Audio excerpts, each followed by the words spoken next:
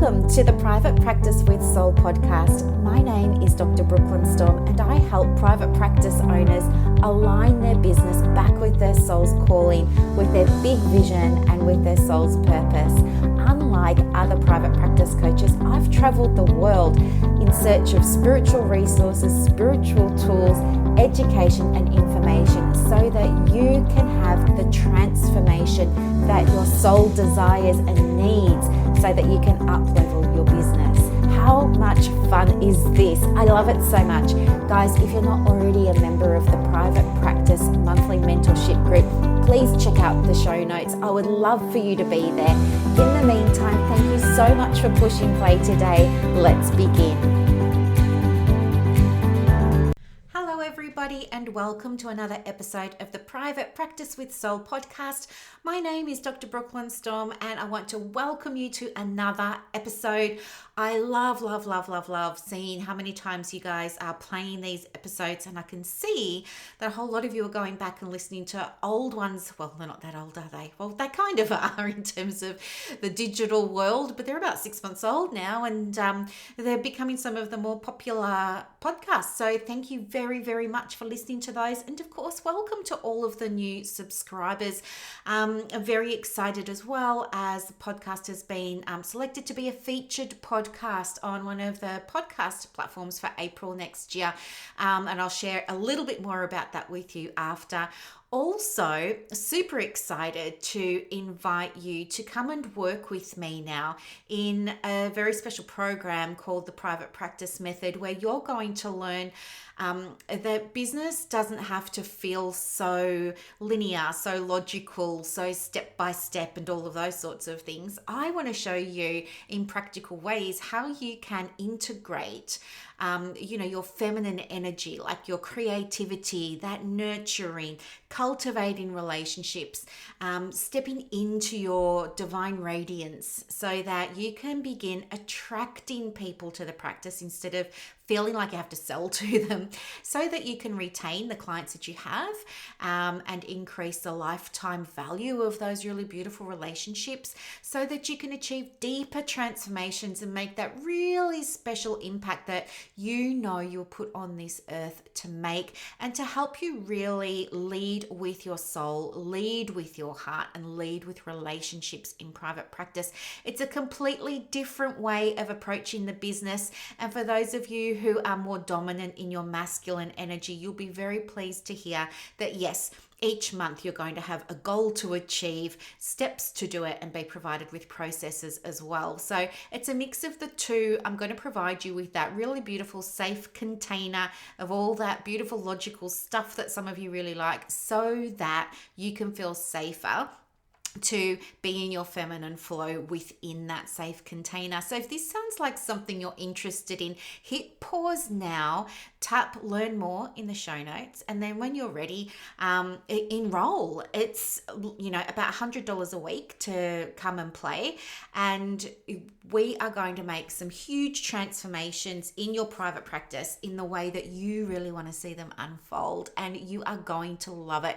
Have a look there too while you're in the Private Practice Hub, which is the platform where that particular program is on. Have a sniff around, because you're also going to see some free resources there. There's some free groups. There's also a free video series for you. It's a 3-part video series plus audio plus a transcript, all on private practice. So for those of you who are new, or for those of you who are more seasoned in private practice, then you are going to love this, because it's just going to open your eyes to a fresh approach for running the business. It feels a little bit less out there and a little bit more soul driven. So something for everyone. But I guess today what I wanted to do was talk with you about, this feeling that is emerging within some of the spaces that I live in online. And it's really this theme at the moment around discontent, isn't it? It doesn't matter whether you're in the psychology groups or the social work groups or the counseling groups. There is this very dominant theme right now, and maybe it's the end of the year, maybe it's the recent mental health review, maybe maybe it's still a little bit of comparisonitis, but there's still that feeling of discontent. And I think what happens is when we're focused on that feeling, we're going to get more of that feeling. We're going to see more. And what this means in practical terms is if you're in those groups or exposed to that type of talk or thinking or belief system, eventually it's going to become yours because, I think it's Tony Robbins, not that I'm a huge fan, but I think it was Tony Robbins that said, you are the average of the 5 people that you expose yourself to the most. So think about that. So if you're spending hours every day in these groups and you're being bombarded with the negativity, and that's how you're experiencing the online space for your private practice, then of course it's going to have an effect on you because it's going to wear through your energy, isn't it? So I think being very mindful that when we're in that state of discontent, what this means for us energetically is we're sending out that vibe. So if you allow me to be a little bit of a nerd for a moment, there is in physics, well, I think it's physics and it's quantum physics actually. So quantum physics is what I love. I've been studying quantum physics for about 12 months properly now. And I thought it was going to be so complicated and everything, but it turns out it's quite different to regular physics, which I couldn't do. Like I still struggle with the whole idea of gravity, but I'm in my 40s, so... Okay, but what I wanted to say was there's this whole idea that's been proved in both regular physics and quantum physics that shows that when it comes to the quantum field, there's this idea of, thoughts and feelings being electromagnetic. And so what we mean by that is your thoughts are electrical impulses, as you know. And those electrical impulses send out waves, right? And those electrical waves go out into, I want to say space or the universe, but I know it's going to throw some of you off. But they emit a frequency, right? And we see this in other parts of the body as well with EEGs and ECGs, right? We know that there's that electricity and there's those waves coming out. But when we're talking about the magnetic part of manifesting, what we mean there is that we draw back things to us through magnetism. And that's what this idea comes from about like attracting like and things like that. We always want to say when we're trying to manifest the thing that we want, not the means of how we're going to get what we want, because you remember it's not our job to come up with the means. Some people say we shouldn't even take aligned action, but I disagree with that. I think you put your self in the best chance of manifesting for your practice when you do something to co-create with the universe and with the energy of the universe. I think you kind of have to set things up. The way I like to think about it is, you don't have to make the cake, but I think you certainly would be doing yourself a huge favor if you went out and got all of the ingredients and then you just let the universe put the cake together, right? Not literally, I'm being figurative. But anyway, what can happen when we're in that state of discontent is we create this loop, this electromagnetic loop between what we're sending out and what we're going to get back. And so we're going to get back more things that support our discontent. And that's going to happen through a process of filtering, which happens through our beliefs, which I've discussed in previous episodes, so I won't go into it again. But yeah, your subconscious mind is only going to bring back for you the information that supports that belief that you're holding. And if you're holding that belief that it's hard to get referrals, or it's hard to market your business, or marketing your business is icky and yucky and you don't like doing it, you've got that vibe, that's what you're going to get back. You're going to get back all of those experiences that support this belief. And that's why it's really important to understand, I guess, how to become more aware of what you're feeling as a private practice owner. Especially as women, we tend to be more connected to, for most of us, we tend to be more connected to our feminine than our masculine energy. And we need to understand from that space, where has this discontent come from? Is it my story? Is it not? What will I do to release that story? How's the story serving me? You know, we want to think about all of those things, don't we? And in terms of shifting that vibe, in terms of shifting that electromagnetic frequency, so that we can start manifesting and calling in the things that you really want to be seeing in the practice, whether it's clients or bookings or experiences or opportunities or visibility, it doesn't matter what it is. We really need to start thinking about how we can tap back into healthy feminine energy and get ourselves out of that wounded feminine energy space. And so, you know, there are many different ways that you can cultivate sacred or divine feminine energy that's going to work for you in your private practice. And quite simply, it's thinking about the things that really light you up and bring you joy, and then looking at how you can integrate them with some aspect of the practice. So, for example, in the private practice method, I work with women. It's for women only. And what we do is we work together as a group, and they also get some one-on-one support to identify their soul gifts and their soul talents. And then what we do is we use those as a North Star, if you like, as to kind of guide how we're going to operate things in the practice, from everything like how she wants to show up for her clients, how she wants to write copy for her website, how she wants to show up on a Facebook Live, what she wants to say on a podcast, so that her message really lands for that beautiful audience that she's calling in and for that woman that she's speaking to. And so I want to help these women also identify, if you like, their muse, because I think muse is such a beautiful concept, don't you? Like, I don't know what comes to your mind, but when I think about muse, I think about, someone or something that inspires me every single time I think about them or bring them to my mind or bring them to my imagination. And for me, a muse is a source of inspiration, and it doesn't have to be a person, you know. It could be an animal. If you're somebody who has a spirit guide or an angel or a power animal or something like that, as I know some of you do because you've shared it with me, maybe they're a muse in some way, shape or form too. But you don't have to think about an image of a person or an animal or anything like that. There are other ways of accessing that muse energy, right? Everything is energy. So for you, think about what a muse energy is. So to give you an example, and this is going to sound really embarrassing, but I'll share it with you. Lately, I've been feeling very inspired by listening to the Black Keys. They've got a song, Lonely Boy. It's from years and years ago, but I've just rediscovered it. Just popped up in my YouTube suggested playlist. And oh my gosh, I'd never seen the video before, and I love it. It's this man, and he's dancing, and it looks like he's in a shop.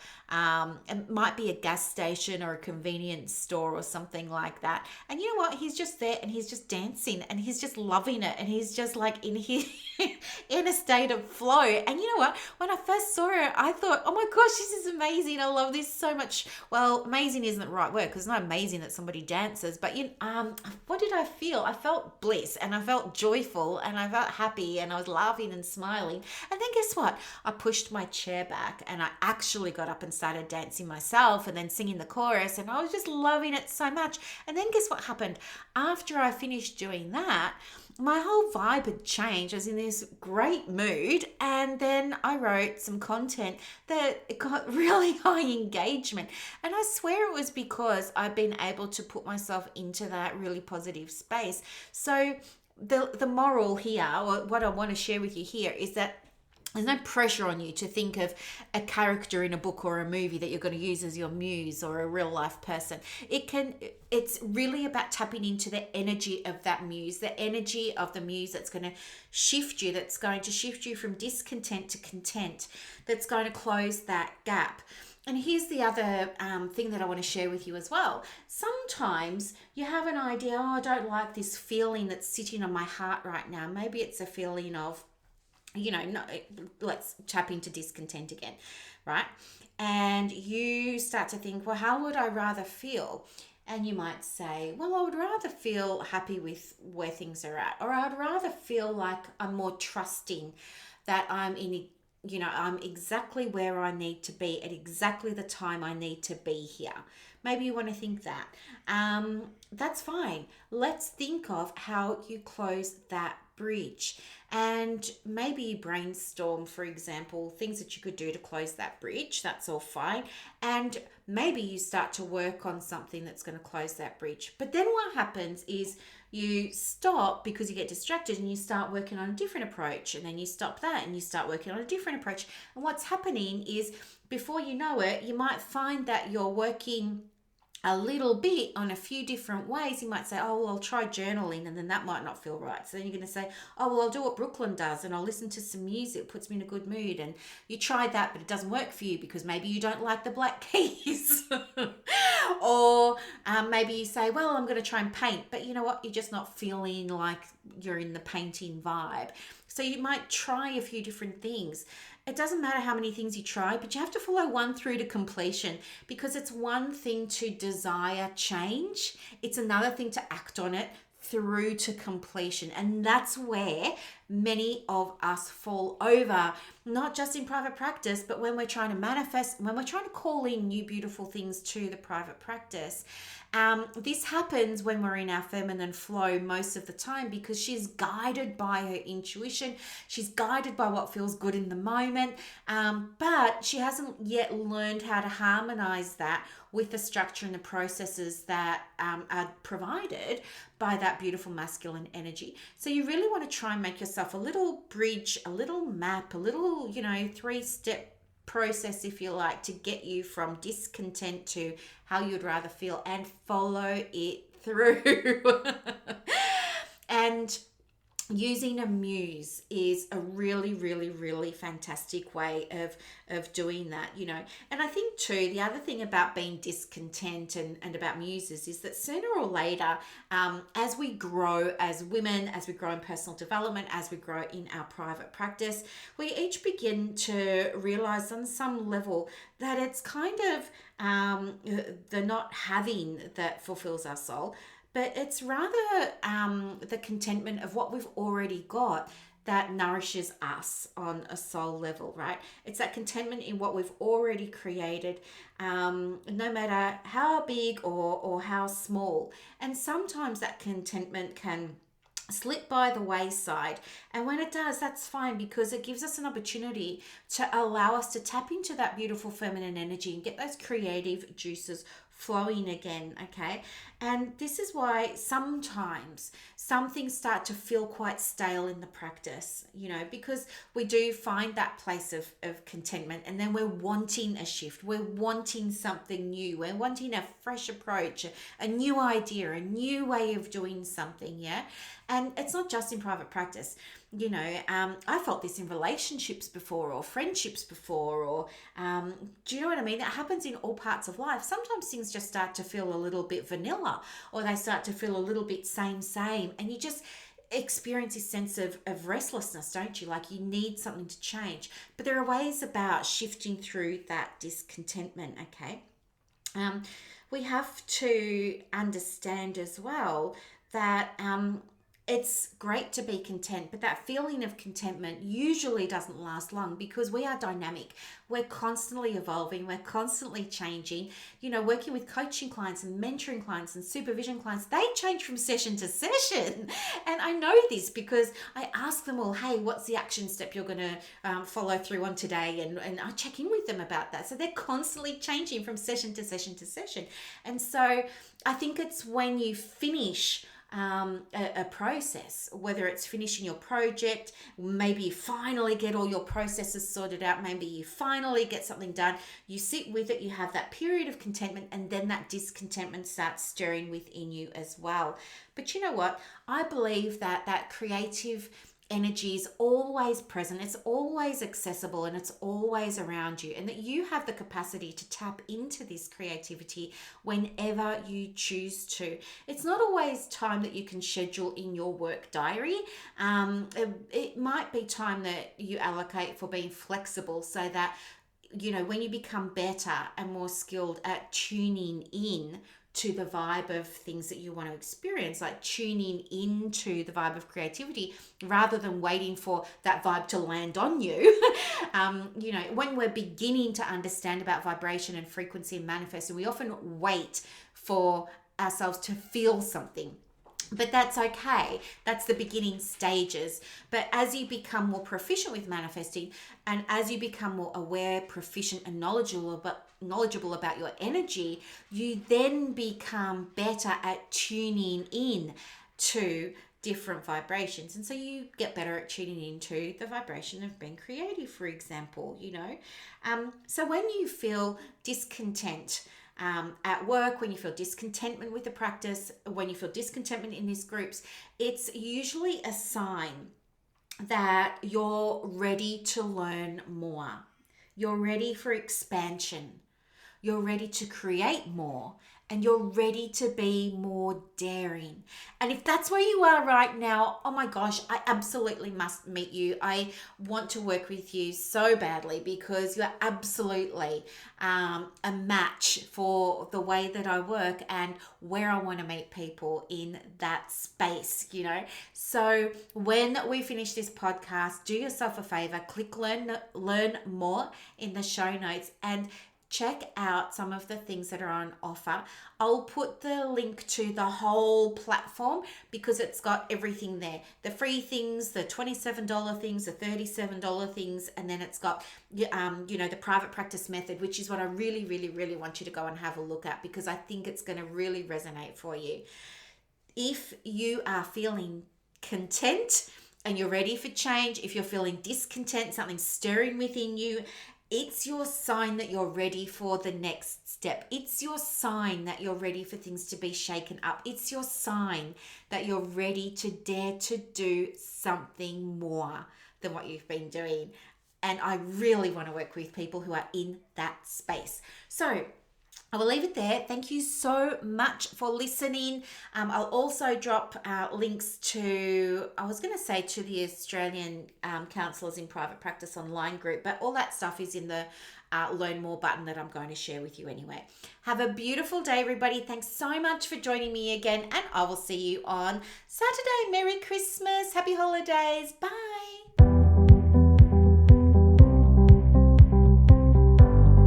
Thank you so much for listening to this episode of the Private Practice with Soul podcast today.